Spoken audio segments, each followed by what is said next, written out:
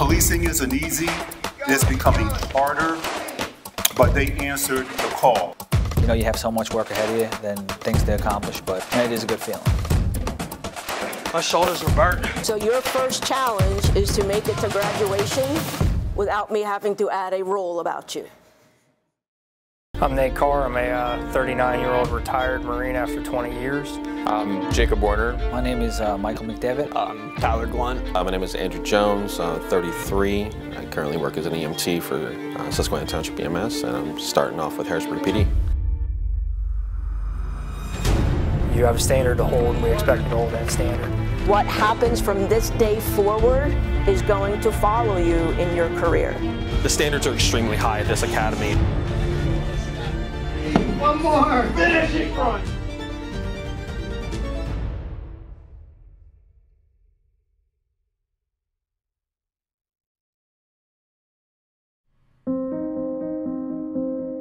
I would say the thing that kind of gets me up in the morning is definitely my family. We're really, really close family. My mom sacrificed a lot for me to, create the person I am today, and so did my grandparents and my sisters. So I want to be the kind of person that they can be proud of, and that's really important to me. And so I think I would have to say what really gets me going throughout the day and gets me to get out of bed. We are going to have you guys start pulling people out of the cars now, possibly searching, might have arrests, stuff like that. We're not taking headshots. It's a safety issue, okay? Everything's going to be center mass, just like we learned at range, center mass, legs. Doing it here. Don't take any headshots. Cool, just because I don't want anybody getting hurt. Everybody's going to have a job when we're all done, so I don't want nobody getting hurt. Cool? Everybody understand that? Sure. So doesn't mean every scenario is going to be a shoot scenario. Some might not be. So but we're going to amp it up a little bit so you guys get that. So just remember, no headshots.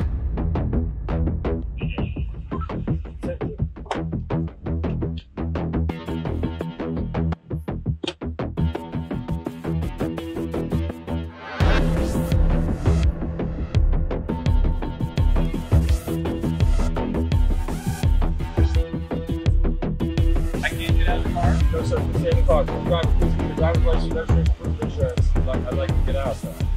You're 2201, right? Hey, sir, put your hands on the steering wheel. Put your hands on the steering wheel. Put your hands on the steering wheel. Get out of the car. Get out of the car now. Hands straight up over your head. Turn around. Face away from me. Face away from me now. Back up towards me. Move. Move. Move. Move! Stop! Once he's in handcuffs, put him on the ground. Just have him go down on the ground, position at disadvantage, cross your legs, you sit him down on the ground. I don't care if it's cold, I don't care if it's wet. My name is Xavier Swan. S-W-A-I-N. I'm bad at spelling. Can I get your ID so I can spell a lot easier? For $5, I will give you my ID. The car. Get back in the car. Get back in the car. Get out. Get back in the car. Get back in the I just want to get some hands. That's fine. Get back. You're touching me. Listen, you're touching me. I didn't touch you, right? I didn't touch you. Get back in your vehicle. Listen, I'm get just back go here. in your vehicle. Do I look like I have a gun? Yes, sir. Why is your hand on your gun? That is threatening to me. Why is your hand on the gun? Hold on for a second. Sir, let me see your hands. Dude, you're right here, bro. I just want to get out. Hey, get back in the car. I don't want to get in the car, man.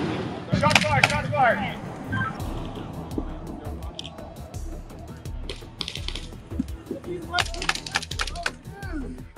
Some people have the ability to go out there and want to protect. I think it's a calling. I think it's something that you have to have. I don't think it's something you can just kind of turn on and fake.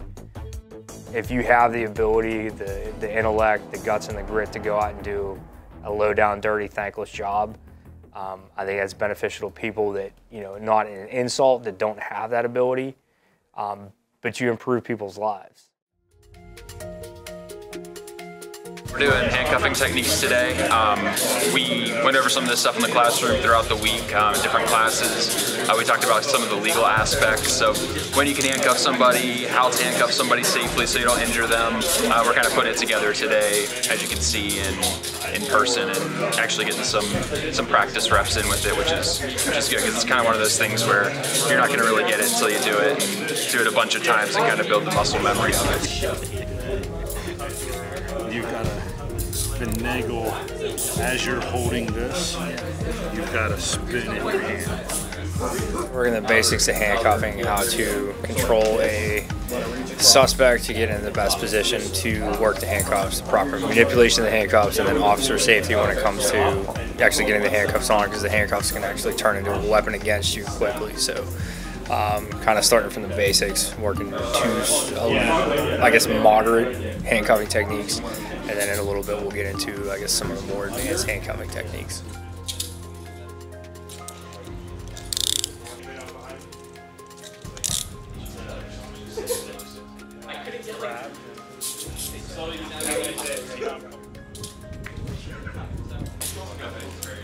I'm trying to remember which, The count of two, we're going to stand up. 1, 2, 3. All right, good job. All right, so I'm going to remove the cuffs now. All right, I'm going to start with the left cuff. As soon as I remove this, you're going to place it firmly on your head. You're not going to remove it. Understand? On your head. Move your right arm out. As soon as I release this, you're going to place it on top of your head the same way. You understand?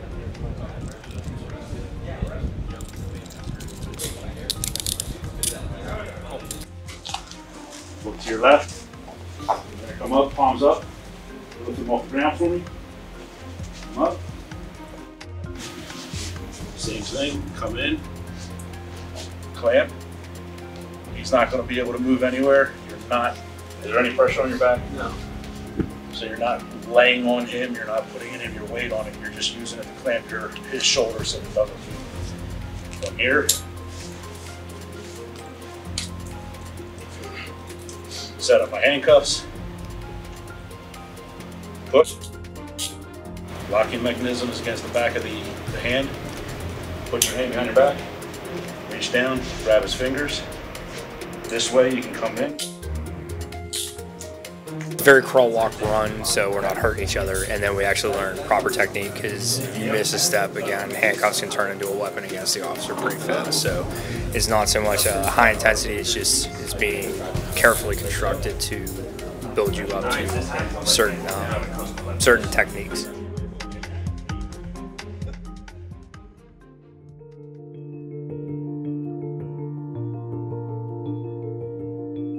We've definitely grown closer during this whole thing, not being able to go home every day and coming back here. We hang out a lot, go out and get dinner or something once a week normally. Been a long week, but we're getting through.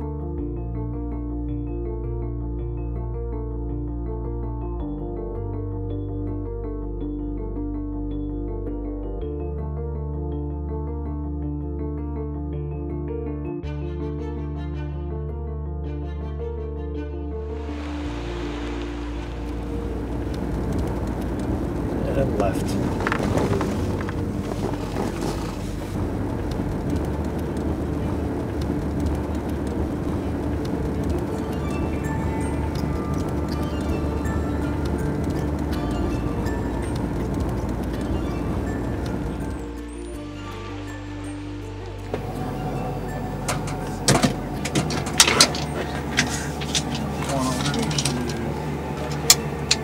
What did I snap back to the right too fast? Yeah, we just didn't quite get far enough off to the left. Okay.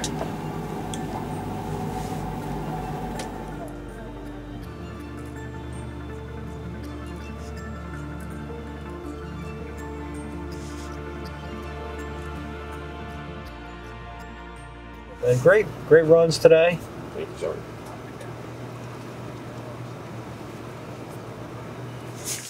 There we go. Thank you very much. Yep. Have a good luck. Thank you.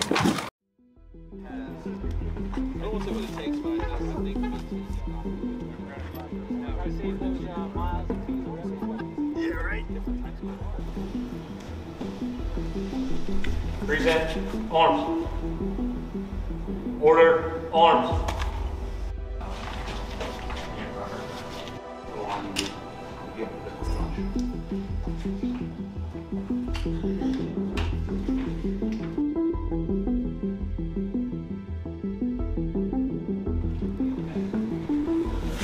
You guys can head back to the classroom when you get there.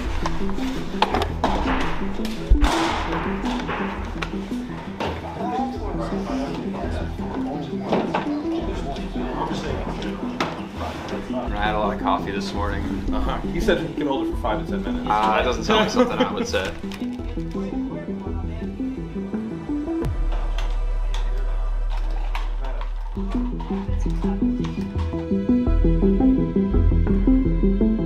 It's the basic rifle qualification for MOPEC for the state of Pennsylvania. So you start at 100 yards, you work one position, it's a prone position. You move down to 75 yards, you work the sitting.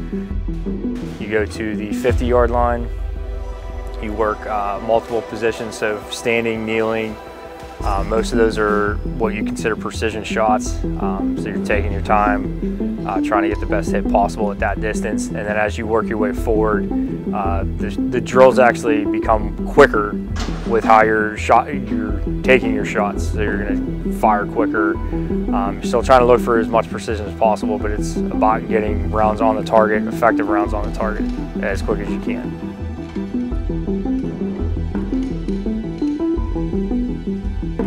It's a life-saving tool. It's the last resort on your belt, but it's the one that you have to be the most precise with, because if the gun comes out in a life-threatening situation, you have to have 100% accountability for your rounds, because the round that may go off paper here during a qualification may be the one that hits an innocent bystander. Some of the shootings that we've seen, or some of the shootings that possibly could have been questionable, may have been the gun came out early because there was no confidence in what they were doing, or they didn't have confidence in their training. So they figure, hey, I got to get the gun out and up early. So when you're talking about the firearms training, it's probably one of the more critical things you're going to do, because it has the highest consequence if you have to use it. It's one of those things that you never want to have to do, but when you do, you have to be precise. You have to have 100% accountability for every round that you fire. Perfect score, there's 2 phases. So 125 points on the first phase, and then 125 points on the second phase. It's 50 rounds total. The maximum point per round is 5 points. 250. So that's perfect score. It is. Today what we're doing is defensive tactics. So a lot of what we do is based off of Brazilian Jiu-Jitsu. Some of this, especially today, in the past week or so, we've been doing some more wrestling-based stuff. So ultimately, what we're trying to do is control people. There's a lot of different defensive tactics programs that involve striking and different weapons and less lethal options, which are out there and they work, and there's a time and place. But a lot of the altercations that we get into, a lot of them are just hands-on, and we need to control people.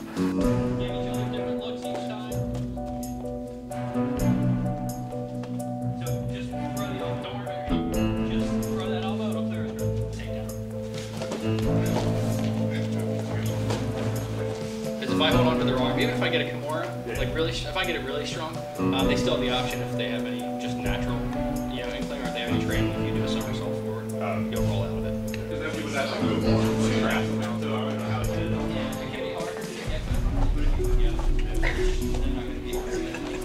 You generally want to be underneath this arm. All right. If I can't get under it, it's not the end of the world, but he has more escape options even if he doesn't know what he's doing. It's easier for him to just start kind of curling and throwing me. So I generally want to be inside here. All right, so as we land, I'm trying to get here. I'm coming underneath his head, and I like to take my middle finger and I put it in his armpit. All right, so my hand isn't just sitting on the mat doing nothing. I'm pulling him into me, right? And I'm dropping my shoulder and I'm putting it on his face. If his face can look in either direction, he can escape in either direction. If his face can only look that way, his body can only go that way. So if we're going to have to get into a wrestling match and control somebody, I want to limit the options that they have, and I want to know what those options are before they even know what they are. Right? So if I eliminate an entire option of him coming towards me, now I know I only have to worry about him going that way. Right? So he's going to try to swim in different directions, which is fine, because then I can just switch legs. Right? So if he gets it out, that's fine. I'm right back on top. So Nobody's just gonna lay there. This stuff's not just gonna, people aren't gonna be like, oh, you got me. All right, so he's gonna move around, so you need to be able, we're just kind of windshield washing, so just straighten the arm. So when he's there, if he starts to swim it away, I can switch to here. If he starts to bring it back towards his head, I can switch to there. What we're trying to do here is keep us safe, keep bad guys safe. Just because we're arresting people doesn't give us, you know, any type of authority to go throwing strikes or doing anything like that. So this stuff that we do here for jiu-jitsu and for wrestling is just for us to be able to control somebody without having to do too much damage or use too much force.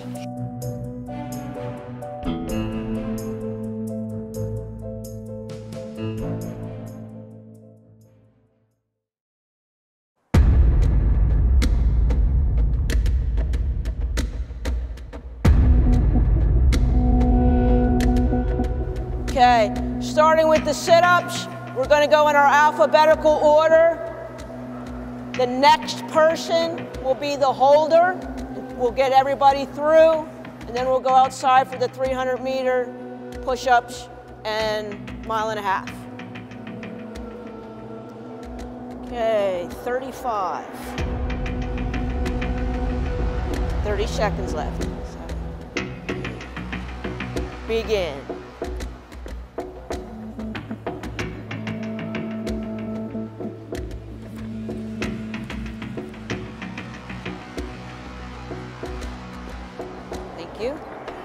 Okay, you're done. Stop.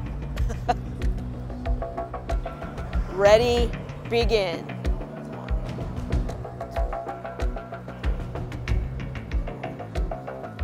2, 3, 4, 5. Thank you. Layer up, put on whatever you need to put on, and then form it up, and as a group go over and meet me at the finish. All right, thank you. Go.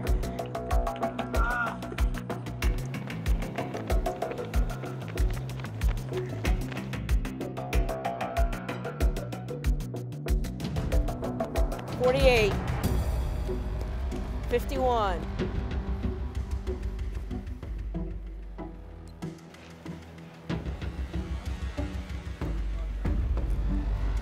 all right, we're going to do the push-ups the same order that you did your sit-ups, and then once everybody's done, then we will do the 1.5 miles.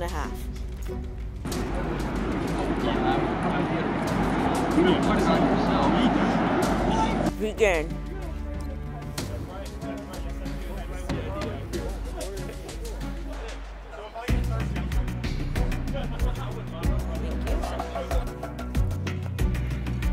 McDevitt.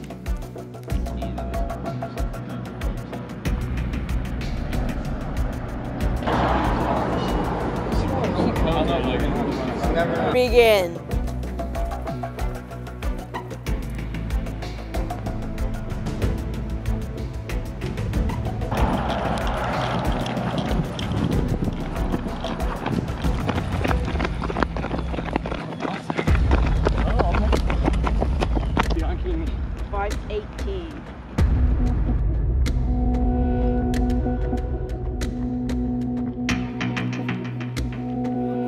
$11.42,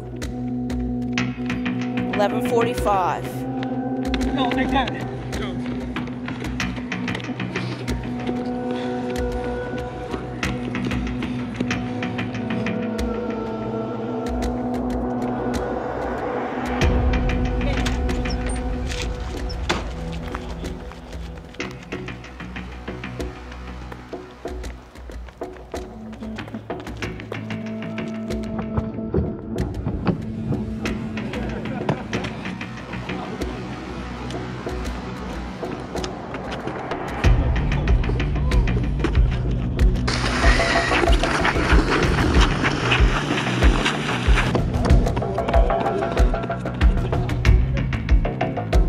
So it is 9:46.